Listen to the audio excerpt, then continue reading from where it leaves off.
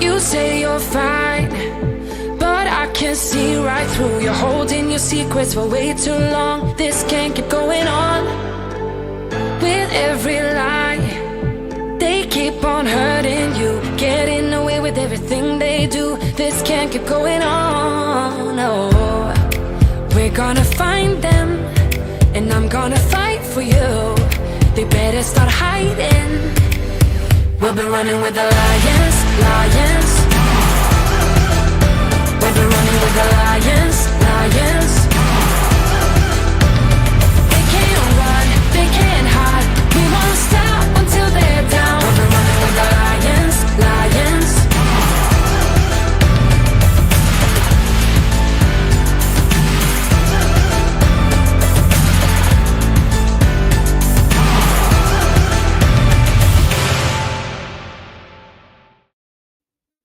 Hello, everyone, and happy Sunday. Welcome to another episode of Gloves Off. I'm Dr. Kalpana Sundar, and I'm your host for this show, and we are going to hang out together for about the next 56 minutes or so. I hope you guys are having a fabulous weekend, and wherever you are in this country or in the world, I hope that you don't dread Sunday nights like most people do. One of the things that I love about this show is that every week I interview somebody who has really just lived their life the way that they want to. That's part of where Gloves Off comes from, is just taking your gloves off, living your life authentically. And I think that's why most of my guests, if not all of them, I don't think any of us dread Sunday nights.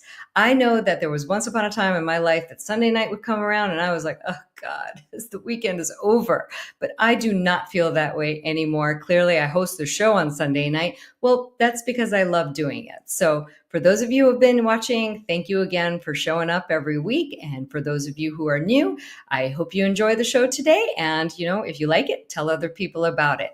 Just a quick shameless plug. If you guys enjoy the show and you're not following me on YouTube, please do.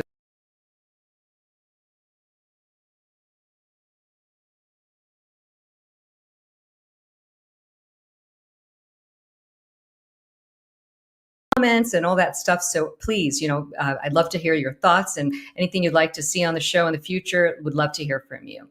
So today, my guest today is Jason Goyanko, and he's an ex-military, and I had another ex-Navy person on the show, Fred Smith. That was probably, it might have been 9 months ago.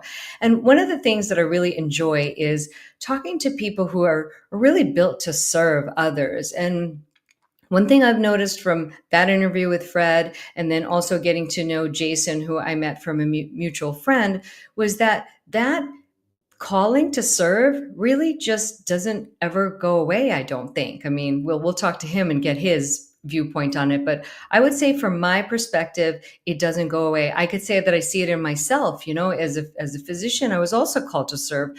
Granted, I don't do it in exactly the same way. Sometimes it has to shift to be more in alignment with us. But we're going to get into that story in just a bit. But I want to introduce our sponsor. For any of you who missed last week's episode, and if you run a small business and you just don't have the time to do everything, because frankly, entrepreneurs shouldn't be doing everything, you need to really check out Business Done Better. I'm going to just share this clip from last week's episode. If you missed it, you can find it on my YouTube channel. Hello, Rebecca, Brendan. So happy to have you guys here. Literally, you have changed my life. That's what I was saying in the intro. What I've learned in my time with working with business owners is that any founder is usually a visionary as a primary, but then whatever their secondary is usually how they run their company. Having systems that will support you, you're only as good as the systems that you have in place, right? So the fact that you put in your CRM system, you put in all these other pieces, and you have a team like ours to be able to come and help support you, those are systems that allow you to hop on and do a show like this. Sometimes as entrepreneurs, we think we know everything, or we think we can do everything. And it's so important to understand what our strengths and what our weaknesses are. You cannot scale by yourself. I have very grandiose goals. And so for me to accomplish that, I knew I needed other strong people around me. Do the one thing that you are so phenomenal at that it just does not even feel like work. It just comes to you like innately. and then just allow other people to do their thing. Oh my God, it's so much fun. For me, everything with the Done Better initiative started with me just seeing certain things in the world that just didn't sit right with me. And I was like, I can't sleep at night not doing every single thing possible to make the world a better place. Whatever your goals are, I take it personally to make sure that we fulfill on those things. And so we operationally put those things in place to make that happen. She gets so excited to get into a Google sheet and just to figure out how things work and totally nerds out on it. I get so excited because it has changed my life. The things that used to keep me up at night, I put them in Slack. I tell what I need. I get some information. I get some strategy advice. And, because I'm like, okay, this is what I want to do, but I have no idea how that gets done. And nor do I really want to. Just tell me what you need.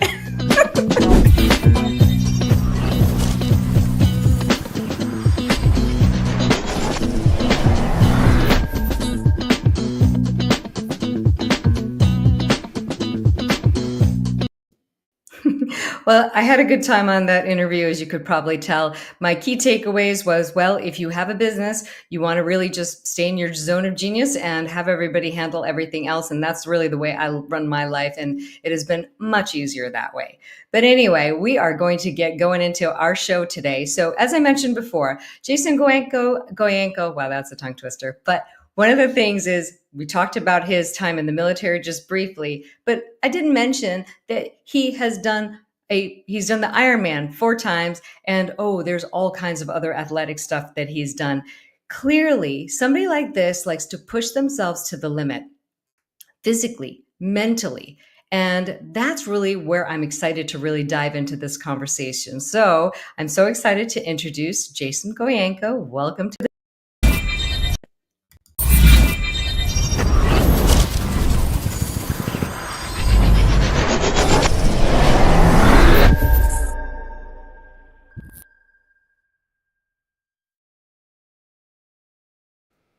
Hello, Jason. Welcome to Gloves Off.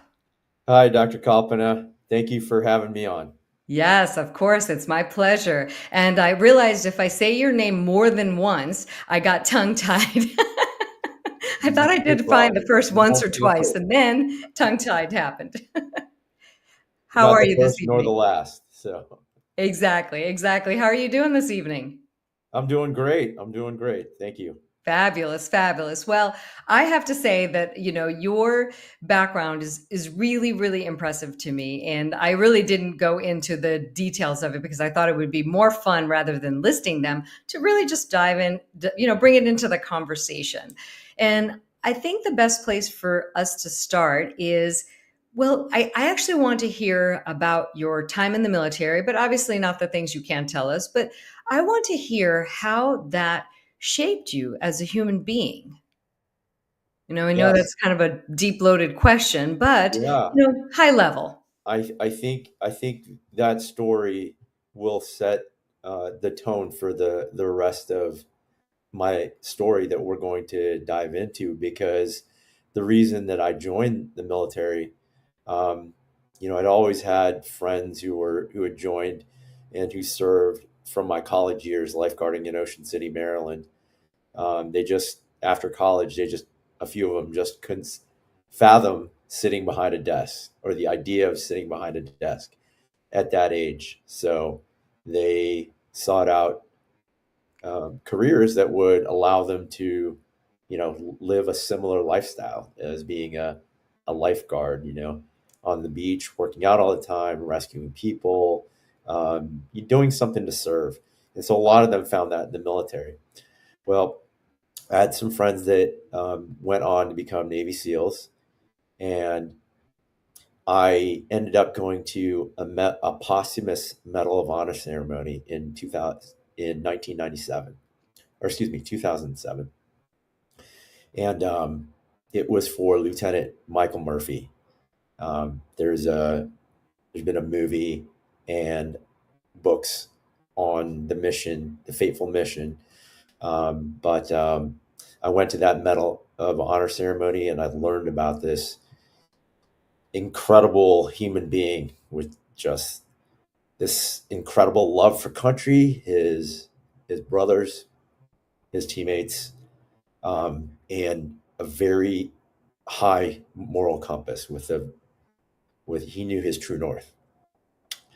So I was there at that Medal of Honor ceremony in Washington, D.C. at the Navy Memorial. So they had 3 ceremonies that day. The first one is at the White House, and then the Pentagon, and then the one I was at the Navy Memorial. So I listened to Marcus Luttrell, his teammate, talk, who was also on that fateful mission and the actually lone survivor of that mission. I listened to Michael Murphy's father, Dan, talk, and was able to shake his hand, and also his mother, Maureen's. After it, I could not stop thinking about it that evening. I literally could not look myself in the mirror the same way after being there, witnessing that. So, as luck would have it, the friend that I went there with was a Navy SEAL, and he ended up going to basic underwater demolitions in San Diego as an instructor. So the cards, had aligned, and the writing was on the wall. So I ended up enlisting in 2009 and going to boot camp. And I was one of the oldest ones in boot camp, if not the oldest, at 30. Got to San Diego, started Hell Week, felt really good about where I was at physically, mentally. I was not going to go home easy. And, our class started with about 180 students. And quickly by week 1, I think we were down to about 140. And then the numbers continue to drop until you get to the 4th week, which is Hell Week. And something that I did not expect to happen, but the wheels fell off for me. So physically, I just didn't have it. And, it was during this running evolution where you're just running basically all night with the rubber boat on your head. And my legs were just done. It didn't. A lot of people like to say, getting through SEAL training and BUDS is very mental, and I would agree with that. Just getting up every day and being tired and sore and having to, be wet and sandy and cold all day long. That takes mental toughness for sure. But for me, that was I'd already accepted that lifestyle. That was not. I really just physically did not have it, and that was hard because I was a 4-time Ironman triathlete. I played rugby in college. I played football. I did a lot of difficult sports that challenged myself, that I thought would prepare me for this moment and for this challenge. I didn't want to quit, but at that point, you're just done. So rang the bell, and had just tears flowing out of my eyes. I was ashamed. Went back to my room. I think it was like 2:00 in the morning. And I told my parents that they wouldn't hear from me for a week, and called home. And my dad picked up the phone and just said, "Oh no." And I just bawled. I couldn't stop crying. So that was a first lesson, a real lesson in failure right there. I can hear it in your voice. I mean, it was obviously a long time ago, but some of that doesn't really leave us, does it? Especially when you're wired for success. When you finally encounter your first failure, it is actually very devastating, especially when you've done other things like it very successfully, like the Ironmans and things. So Yeah. I haven't obviously gone through that, but it sounds like it was very challenging emotionally for you. And I was curious, how many people were left at week 4? I think there were 28 students that made it through Wow. that week. Yeah. So Wow, 180. 180. Yeah. And that's right there. We're still looking at the creme de la creme who are in that Oh 180. yeah. And Everybody's out of the 180, only 28 at the end. Wow. yeah. All of those 180 people could do 20 plus pull-ups, 100 plus push-ups, could, run 4 miles in under 32 minutes, much less than that, most of them. So yeah, it just goes to show you it is, but you know what? Knowing the result, I'd do it over again. Well, And I that's was good. just That's telling good. somebody else about this yesterday because, I mean, there is very few moments in people's lives that they can allow themselves to be that vulnerable, and that's what the training does. It really peels the layers of the onion on a Mhm. person and shreds all the rah facade to see what's truly inside a human being. And that's what the instructors are looking for. They're looking for that person. When it's absolutely miserable, they're still got a steeled look in their eyes, or they're cracking a joke, or they're smiling because that's the way they're choosing to face the pain. And then you'll see. It was crazy. I mean, the very first day of buds, it's 5 a.m. in the morning, and you're in the Pacific Ocean in Coronado Beach, and you're going through surf torture, and the sun hasn't even come up yet. It's cold. The water's Yeah. not warm here, right? It's like what, 58 degrees right now in the Yeah. Pacific Ocean. Yeah, I mean, within the first 10 minutes or less, um, guys were already running to go quit and ring the bell, and I was like, "You got to be kidding me right now!" Yeah. I couldn't believe it. I was like, "There is no way!" Like, yeah, it's cold and it stinks, but this is part of it. This is what you signed up for, and you're Yeah. gonna quit because you got cold. I think it's really interesting because I think that all of us have things if we're going to push ourselves in a certain way, there's some things we're able to handle and some things we're not able to handle as well. I don't know. That's just my take on things. So, for example, I'd be out of that water before I even got in. I can tell you that. But, I did do a surgical residency, which was real, and medical school. So I clearly have a level of resilience within Oh, me, but 100%. not Yeah. for that. So I can do the long nights. I've obviously done many nights without sleeping. I mean, and then it was a lot longer. I did a 6-year residency, and then in addition to 4 years of medical school. So it was at least 10 years of things that were not fun. So, I can't tell you how many times I wanted to quit. I was tired. I was exhausted. And, but I wouldn't let myself quit. But, oh God, there were times that I really wish I had. Yeah. There were. So it's just interesting because I could do that, but I think 2 seconds in that cold water, I'd been out. So it is really, but it's a hard thing. And so after that, though, I don't think it gets easier. I mean, so let's say you make it through the buds training. I don't think anything gets easier. Does it? It doesn't get easier. No. There's um, everybody who's in the teams will tell you that buds was just the surface of Mhm. how difficult it is to do what they do. So yeah, I mean, a lot of respect to the guys that made it. I still have friends to this day who were with me that evening who still serve at the very tip of the spear. And I'll never Well, forget that night. There was one friend. I won't name his name because he's still serving our country in a very high capacity. mhm. But he was yelling at the instructors on my behalf to leave me alone. So Wow. I'll never forget that gesture.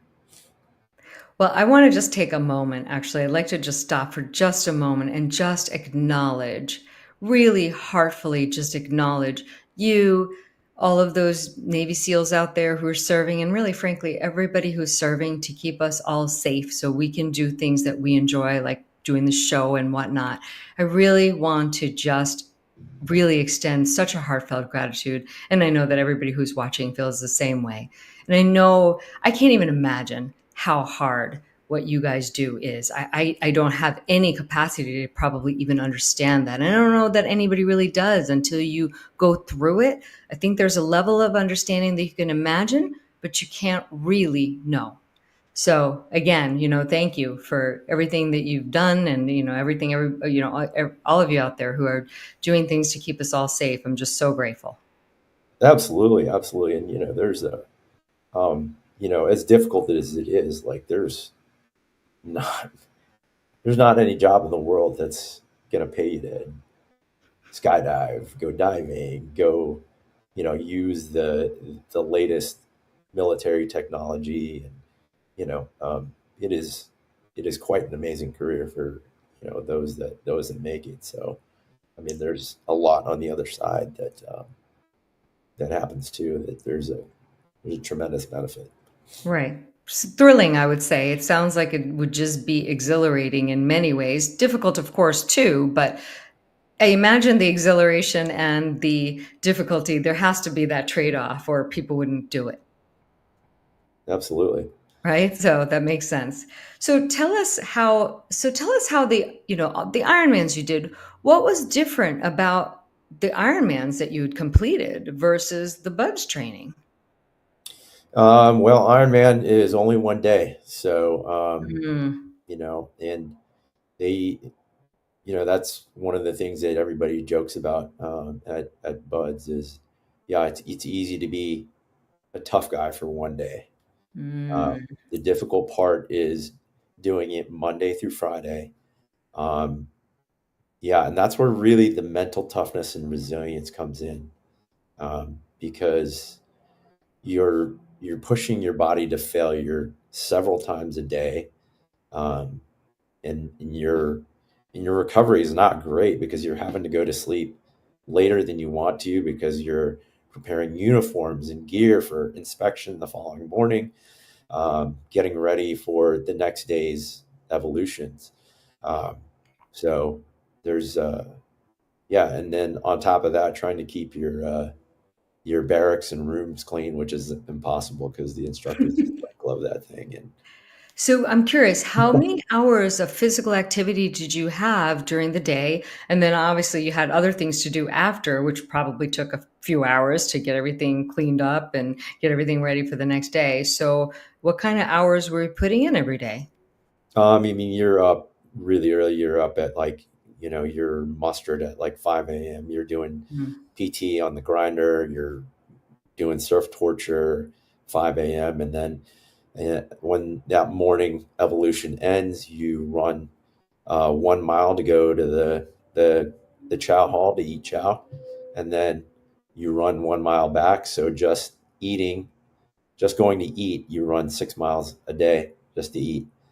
Um, Oh and my then God. after breakfast, you're right into the next evolution, which is could be surf passage, it could be a swim, it could be a run, it could be the obstacle course, it could be logs, it could be boats. I mean, they think up some pretty impressive ways um, to push students, but it's all designed with a lot of teamwork in mind.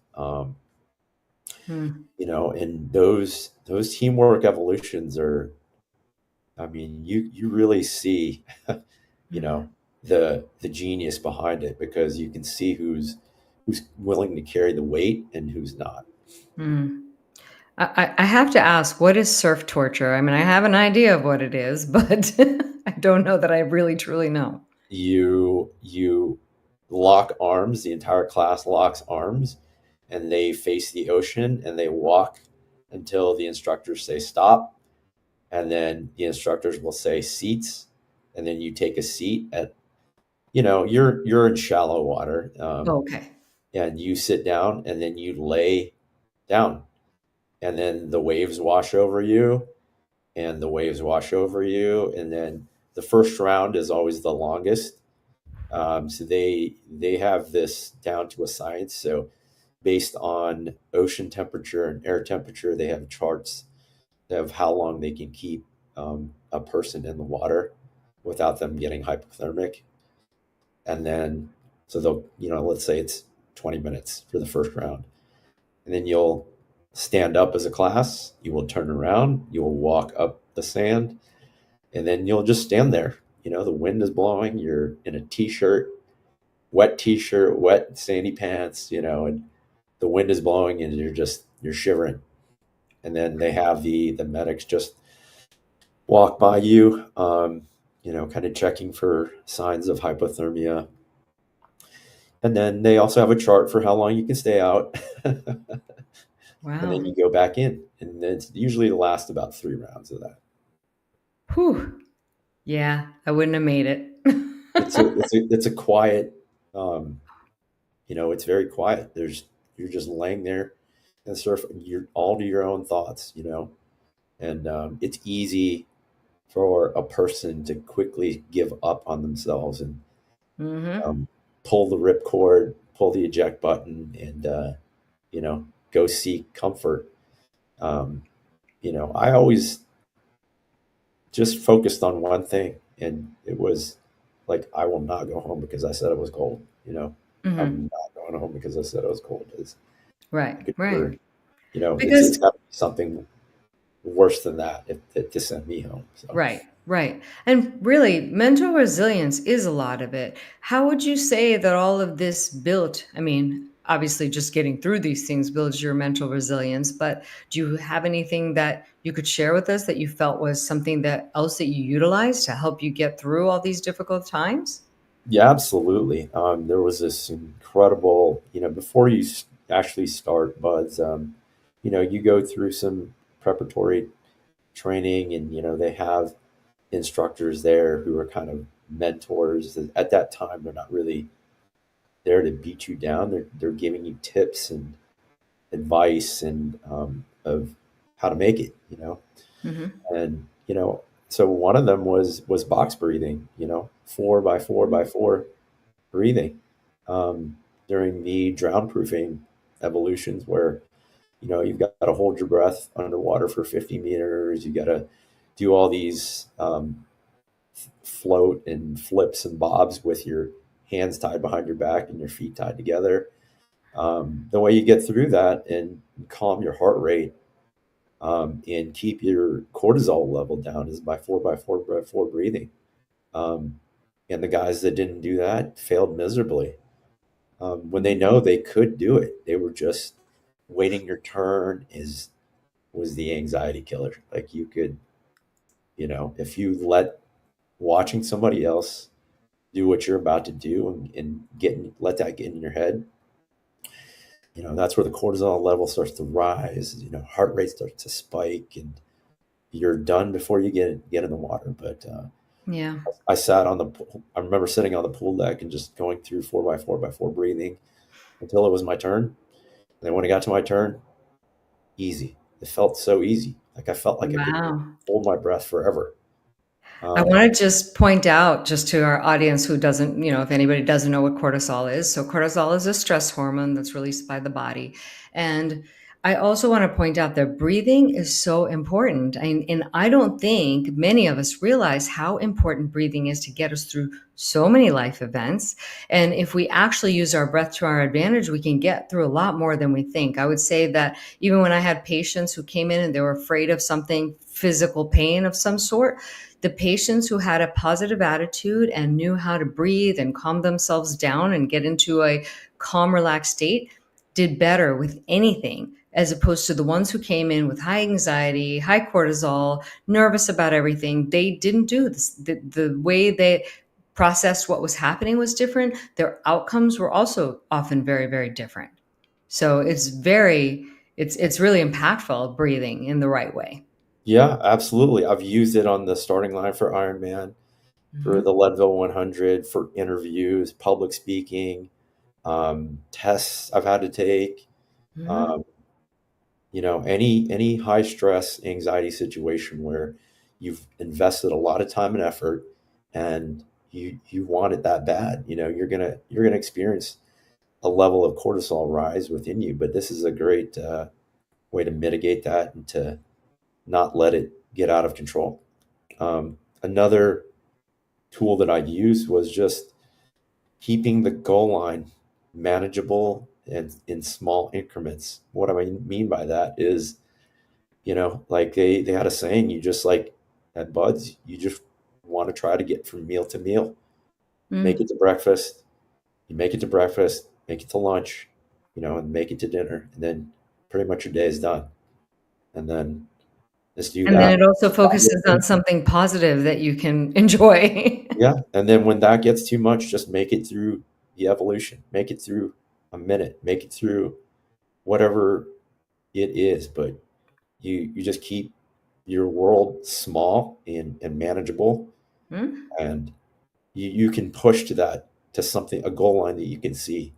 But when you're thinking about, oh my gosh, the day just started and we have all these evolutions throughout the day, that's where mental defeat starts to sink in. And that's applicable to any aspect in life, whether you're a medical student, right?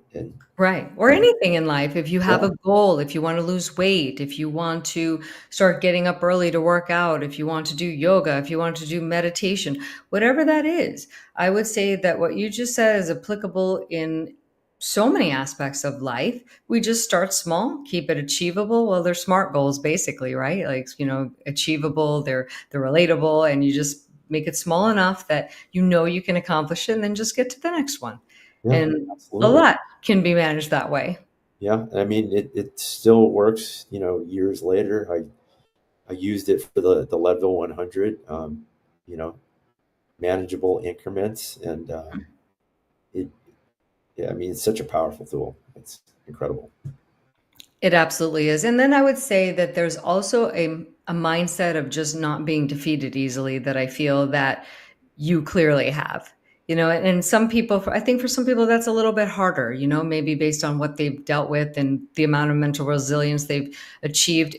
But I believe that everybody has the capacity to achieve this kind of mental and physical resilience. It just takes time, it takes effort, and it takes putting yourself in uncomfortable situations over and over again. And again, I think the level of what certain people can handle is very different from other people. We all have our limits of what we can take. But I do believe that all of us can incrementally push our limits by being incrementally uncomfortable as often as possible. Absolutely, absolutely. I think seeking discomfort is where growth happens, and you become more resilient and mentally Absolutely. stronger. I would say that when I started doing martial arts at a definitely an older age. I was 51 when I started, I know I and of see the black course, belt in the background. oh yeah, so I'm very proud of that thing. But Impressive. but I started at 51, and then of course everybody else is there. Most everybody's younger than me. There were some people that were also at my age or older, of course, too. But I just remember thinking, I don't even know if I could do this. And I remember those first few punches. I mean, as I was working towards my white belt at the time, I remember when I used to do what I had to do, and I was so incredibly sore. And now what I did as a white belt seems like a joke because you just reach a different level of fitness, you reach a different level of resilience. The idea of getting hit back then was very scary to me. Now I'm doing Muay Thai, and literally many of our classes start with getting kicked in the gut over and over again. So, and I always tell whoever's my partner, I say, go ahead, because I need to learn. I want to be able to manage this. I want to be able to be uncomfortable enough that this isn't uncomfortable after a while. Right, right. I love that. That's great.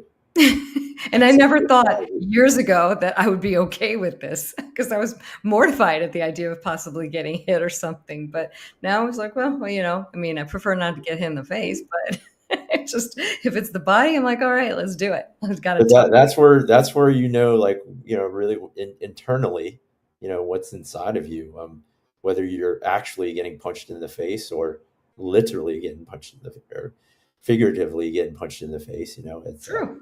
that's where okay, now the fight has started. Exactly, exactly. And I Yeah. think that there's just, like you said, focus on the small goals, focus on the wins that you can make in that small moment, in that day, in that week, whatever it is, and just focus on what you want. I always say make your why the biggest thing, because if you focus on that why and why it's so important to you, I think the likelihood of you giving up is less.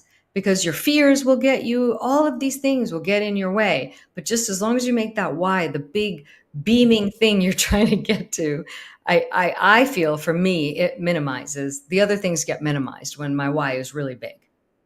Absolutely.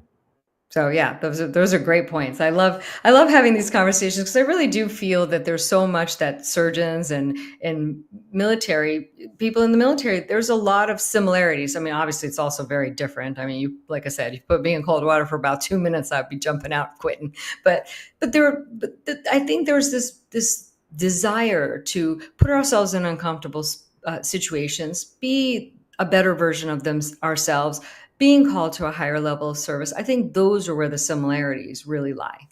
100%. I mean, you just think about the two different occupations, and let's just use surgeons and special operations veterans, since that's what we've been talking about. But it requires precision, critical thinking, meticulous planning, foresight, risk mitigation, contingency management, resilience, confidence, and then add to that split second decision making.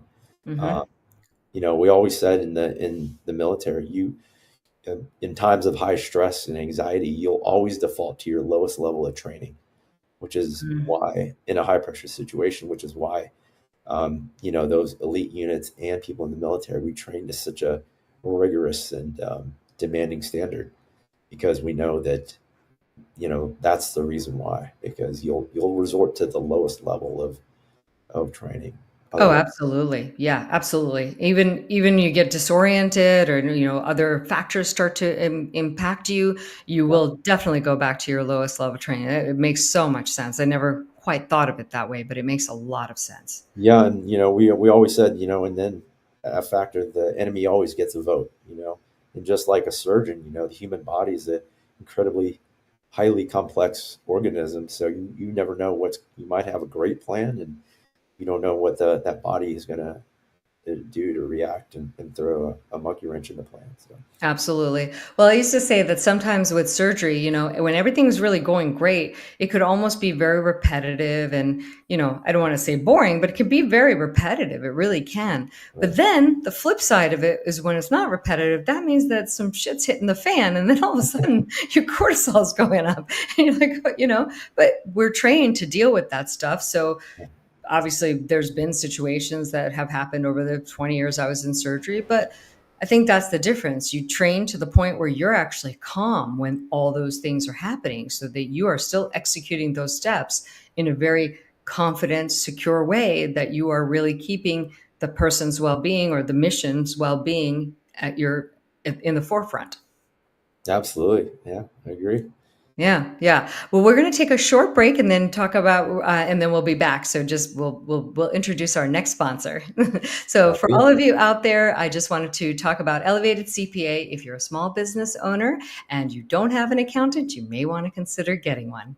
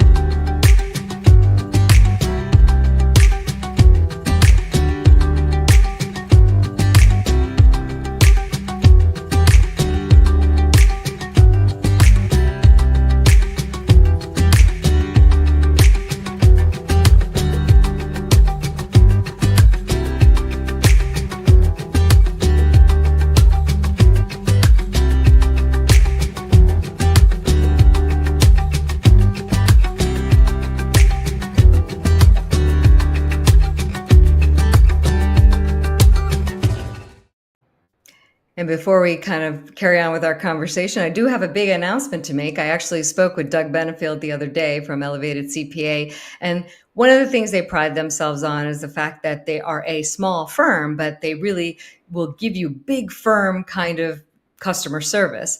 But I said that backwards. I was like, they're a small firm, but they really can give you that kind of customer service that you really desire, because a lot of times you become a number in these big firms. But the exciting thing is that they've actually grown, and they have more people to handle, more. They've actually grown. I think there was like 16 employees or something like that when I spoke with him. So really, really exciting, because now he's on a different trajectory altogether, and it's super exciting. And I love, because I've known Doug actually for probably about 5 or 7 years. It's been quite a while. So it's just fun to watch businesses grow and expand. So not only can they deliver the customer service that you want, but then they have more people to deliver it even faster, which is great.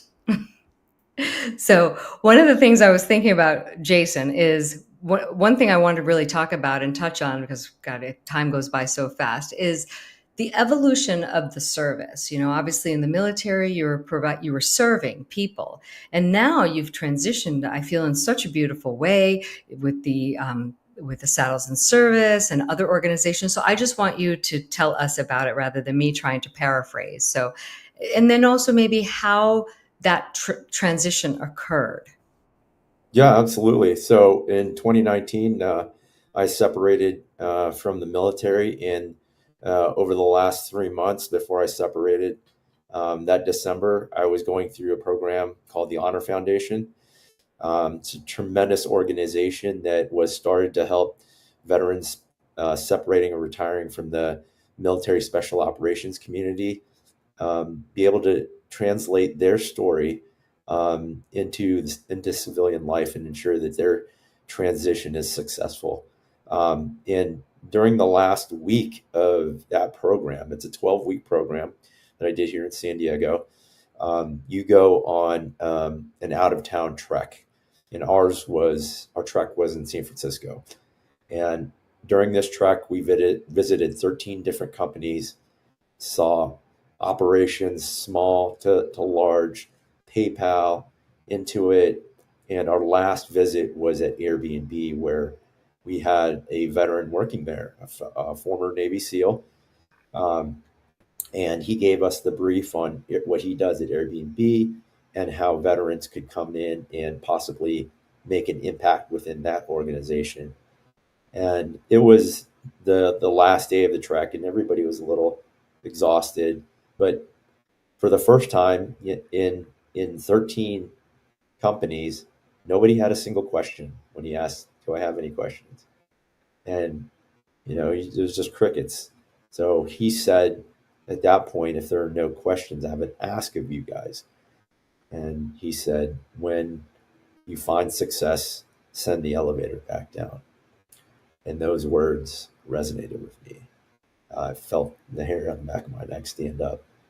And I knew I had a long way to go in terms of my transition and what that looked like, what success looked like, and even meant to me. I didn't even know at that point. But I remember those words. And then, so in 2021, I brought an idea to the Honor Foundation and I said, "Hey, how about we do this something crazy? Just bear with me. I want to swim from Coronado to the USS Midway, and we'll get a bunch of people to do it, and we'll ask them to raise money. We'll get some sponsors." And we pulled it off that year in 2021 with I think we had 44 swimmers, and this last year, 2024, we had 120 swimmers, and our total 4-year raise is $1.3+ million for the Honor Foundation. Through that, that was, and I say it at every swim, my speech is sending the elevator back down. I feel incredibly blessed and honored that they entertained my crazy idea and that we've created a vessel for alumni from the Honor Foundation, but also our community partners. And you don't have to have served in the military to do this swim. We even have a 1 mile swim option. Um, and, it's, and it's an incredible day because it really is this patriotic event that pays honor to, the service of, in the city of San Diego. Um, and finishing on, a retired aircraft carrier, and just seeing all the veterans who serve together, our community partners, our sponsors, and their families and friends all there cheering them on. And it's very special to me. Takes a Herculean effort to put it on, but we question our sanity every year, but it is so worth it. Well, frankly, if you don't question your sanity on the regular, you're probably not doing what you should be doing. Honestly, then you're taking the safe road. So by just saying that, I know you're on the right road and your right path, because I feel that when we are really looking to find our truest and highest calling, if you're not questioning your sanity, you're just staying in a safe place. Yeah, and I think service. I think that's the why a lot of veterans, join is they want to do something that's bigger than themselves. Mm-hmm. Nobody's going into the military for money. It's go to medical school, go to law school, do something else. But Oh, trust me, nobody should be going to medical school for the money. You should go to law school. End of story. But and I think that's also the reason why transition is so difficult, because that piece of service is now gone, and you don't know how to do it outside of the military, because that was the military was your vessel to serve something, the greater good. Mm-hmm. But I truly think that for those individuals, like, service has no expiration date. It's part of your DNA, in that, yes, the road is a little rocky and a little unclear when you're in the transition process. But if your why is strong in that service, to do service in the greater good, you'll find that again. Mm-hmm. For me, it doing these things and the things that I do with Saddles and Service fills my bucket and keeps me connected to the military and first responder community, because I consider them, our brothers and sisters as well. Mm-hmm. Provides me that the community, that connection, the tribe, and then also just a sense of understanding. Um, Immediately, like, when you're in that, you're amongst other veterans or first Mm-hmm. responders. It's a very easy conversation. You just have a certain respect Of course. that the person that you're dealing with, talking to. Yes. Just quickly tell us what Saddles and Service is about, because I want you to say it so everybody knows. Yeah, Saddles and Service is another nonprofit that I'm involved with, and they combat where they help veterans with mental health and PTSD, help veterans and first responders through equine experiences at their 2 ranches in Alpine and Descanso here in the eastern part of San Diego. They've been around since 2017, started by a former veteran and his wife. And it's been an incredibly impactful experience for me for the last 2 years. The program that I went through was called the Hero Program. And so for a little over a year, I went once a week to take horse lessons and learn everything I could about a horse, including riding. And but it's not just riding; it's really like so horses have this incredibly acute hearing. They can hear a human's heartbeat from 4 feet away.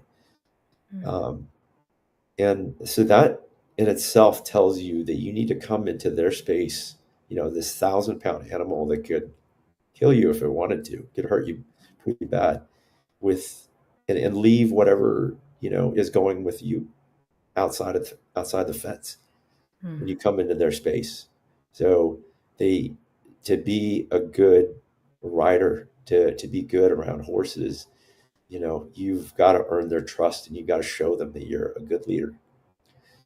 And so that part of it is really the therapeutic part for our veterans and first responders.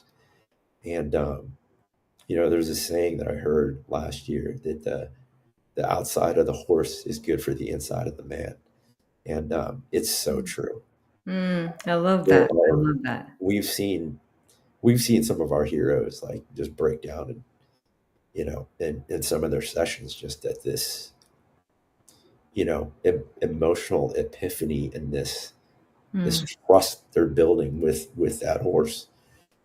And the capstone of this program, so if you complete a year and you've just demonstrated the right level of proficiency, they send you to Wyoming for 9 days to do a cattle drive at our partner ranch there. That's ran by a former Army airborne officer who lives out there, and runs the show out there. But it's incredible.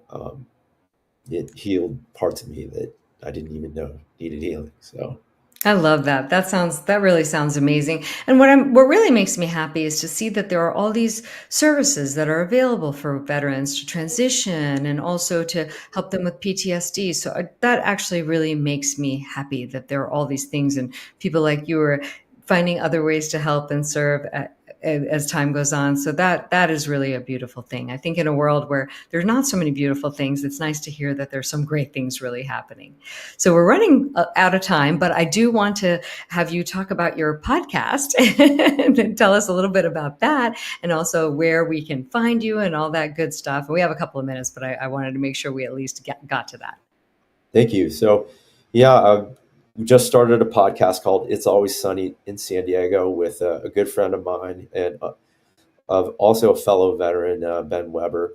And the premise of our show and the goal of our show is to uncover the stories behind the grit, grind, and hustle to make it and to thrive above the marine layer in America's finest city, San Diego. So whether you are a veteran and you transitioned out of the military and you fell in love with San Diego, you want to make it your home, or much like many of my friends who came here on a vacation years ago and fell in love with the weather and the lifestyle and decided to give it a go here and have found success.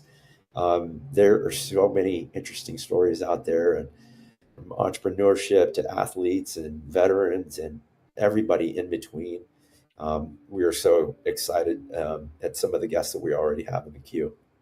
That's awesome. Sounds amazing. And I think it sounds like a podcast that I definitely want to check out. And then how can they find out more information? I know we have your Instagram handle up there, but is that a way they can contact you? Or what if somebody has a great story? Or Yeah, so that's my Instagram handle. Love to hear from you. We also have an Instagram for our show, Always Sunny SD. And once we have 5 episodes, we're going to publish them on Spotify and YouTube, and Awesome. build a little library, a little runway for us before we put it out there to the world. Well, that is so exciting. I cannot wait to check it out when it's live. So you'll have to let me know, because I definitely want to check it out.